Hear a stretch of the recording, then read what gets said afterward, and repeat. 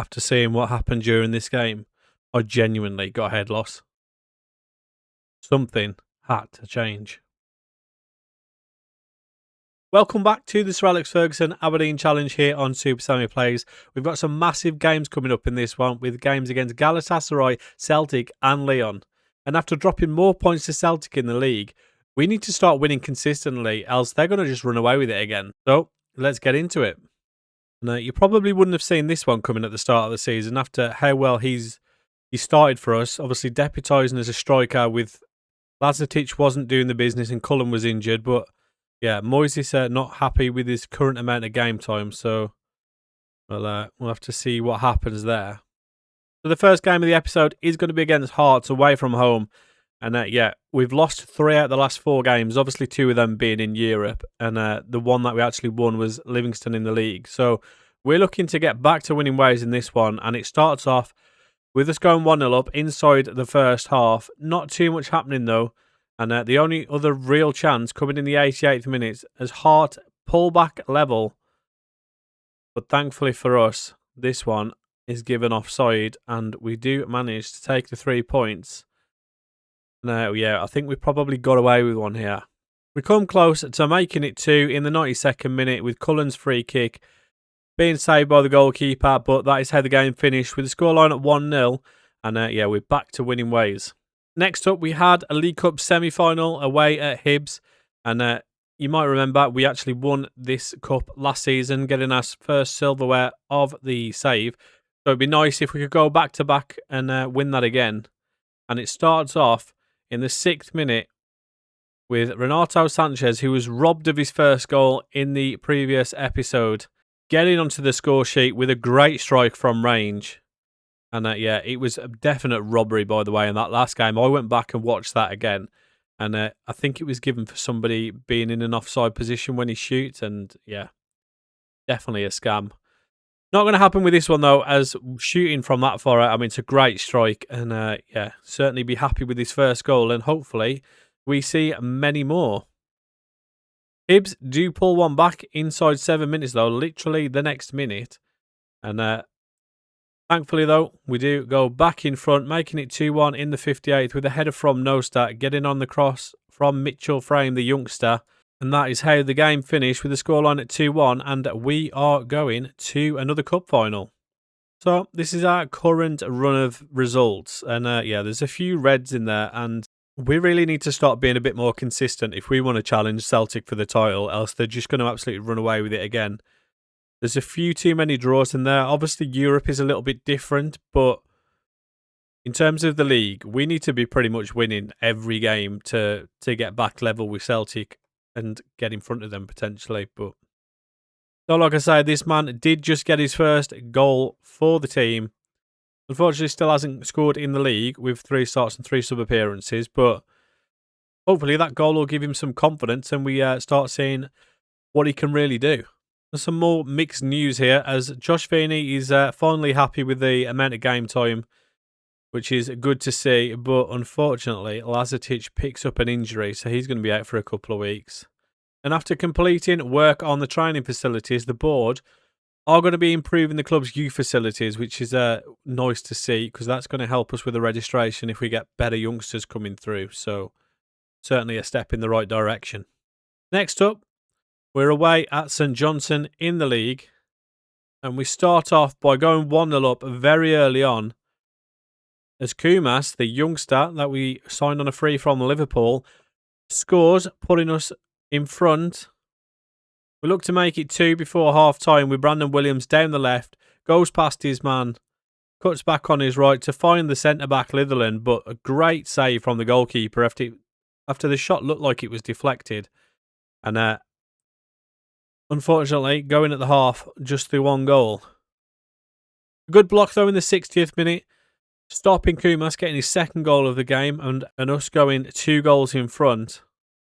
As then St Johnstone threatened to score themselves. And in the 84th minute, a ball over the top, finding Sanko, and he puts it in the bottom corner to level the game up. So all those chances we had coming back to haunt us. We look to try and get back in front in the 90th minute with Ayrton Moises giving it back to Renato Sanchez, and unfortunately his long-range effort hits the post and the scoreline remains 1-1, and that is how the game finishes. So we've got a couple more games coming up in Europe, and this is how we are currently sitting in the European League table, having played 4 games, only won 1, drawn 1 and lost 2, which you might remember were both in the last episode. So if we want to continue in this competition, which we really do because we need the money, we're going to need to start picking up some results, and pretty quickly. Our first opportunity to pick up some points is going to be at home against Galatasaray, but this is going to be just a game of total frustration. As we just struggle to score. Cullen just having a stinker in this one, going through in the first 12 minutes, 1-on-1 with the keeper, and his shot saved. And then 17 minutes in, Keskinen on his right foot, his shot saved, going out for a corner. And I don't know whether it was our finishing that cost us in this one, or the goalkeeper just had the game of his life. But that's another shot saved by the keeper. I mean, I'm going to lean towards the fact that the keeper saved everything. Second half, though, we do see some attacks from Galatasaray, as Mucci finding Mustafa, and he puts into the bottom corner. But we do get away with one here, as you see the referee run up to him.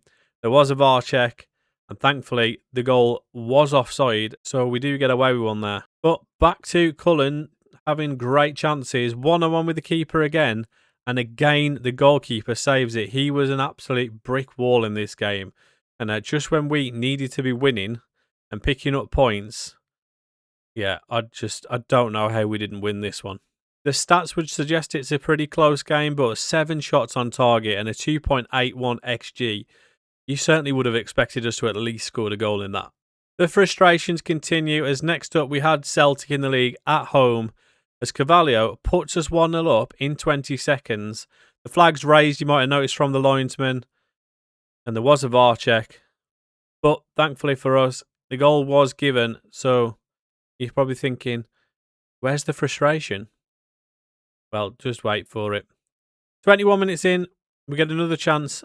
Amaro finding Carvalho out right, plays a 1-2 with Awa, shoots across goal, and unfortunately it does go wide. And then into the second half, Maeda, the man who seems to cause us issues at least once a season, he finds, what is that, Kratenmacher? What a name that is. And he scores to level the game up.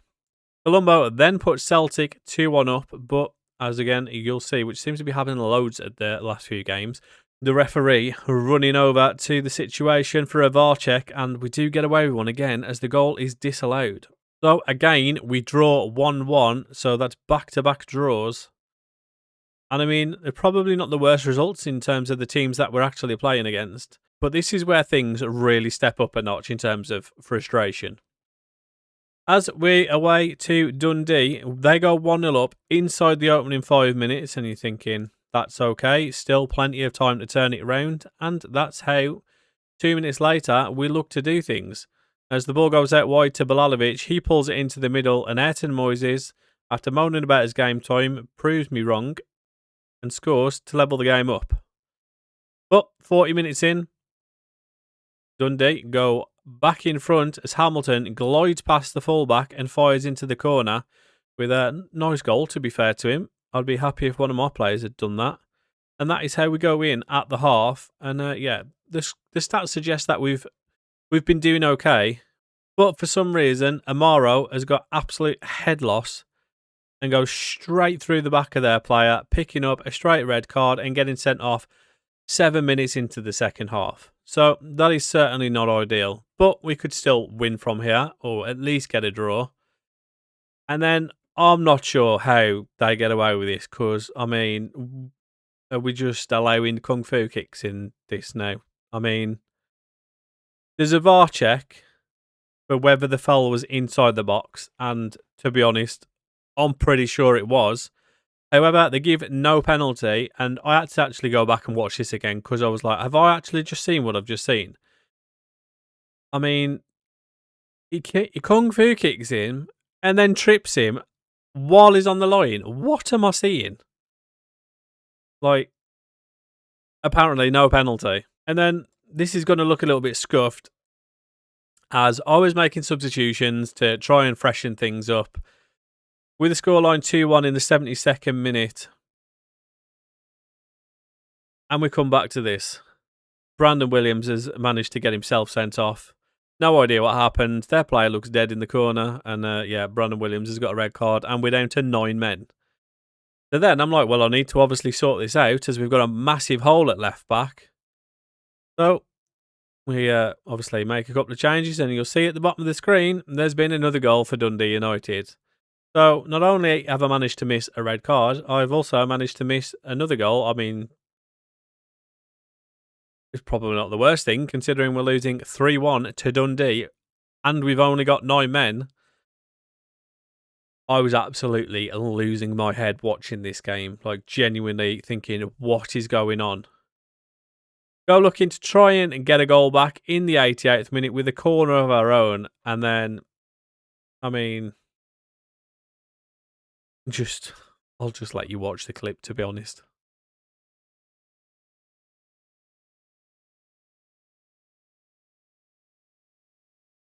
Ryan Bland turning into prime Iron Robin. He's going past his man and cutting in on his left foot and firing in the corner. And we lose the game 4-1. I can accept us drawing with Celtic. I can accept us drawing with Galatasaray. After looking pretty good, I must say, as well. Other than the goalkeeper saving everything. But to lose 4-1 and get 2 men sent off, I had to make some changes.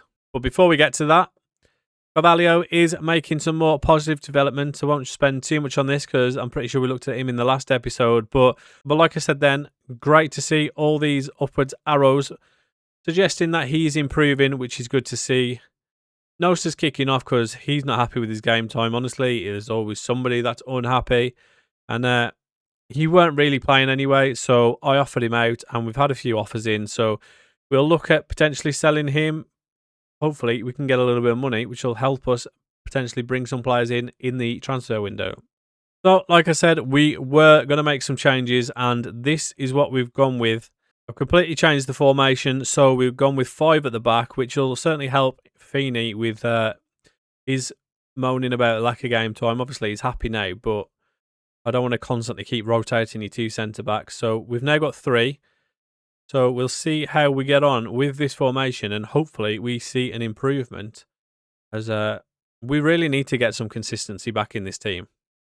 So just a small game to test the new tactics as we play Lyon in the Champions League, where we are desperate for a win. Like I said previously, we really need to start picking up some points in this competition to even have any chance of going through to the knockouts and any chance of getting more money, which is realistically what we want.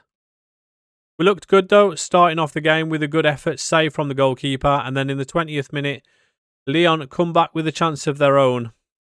Tessman playing it out to the right with Mera. He finds one over the top to Sulk. Hopefully he'll be having a sulk by the end of the game. And Tyler Morton with a long range effort, hitting the bar.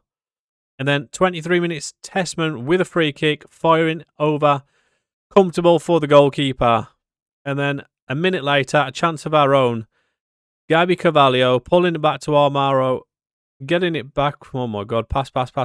And then into the middle, Awa against his former club, making it 1-0 and putting us a goal in front.